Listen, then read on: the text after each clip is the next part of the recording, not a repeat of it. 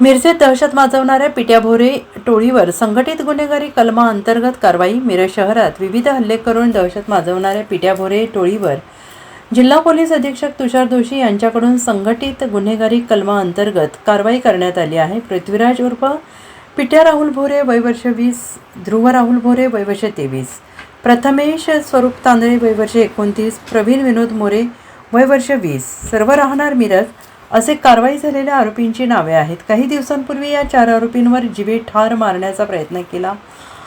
या प्रकरणी गुन्हा दाखल झाला होता. मिरज शहर पोलीस ठाण्याचे पोलीस निरीक्षक किरण चौगुले यांनी या पिट्या भोरे टोळीवर संघटित गुन्हेगारी वाढीव कलमानुसार कारवाई करण्याचा प्रस्ताव जिल्हा पोलीस अधीक्षक कार्यालयाकडे पाठवला होता. संघटित गुन्हेगारीचे भारतीय न्याय संहिता कलम 111 या वाढीव कलमान्वये कारवाईकरिता मंजुरी दिली आहे.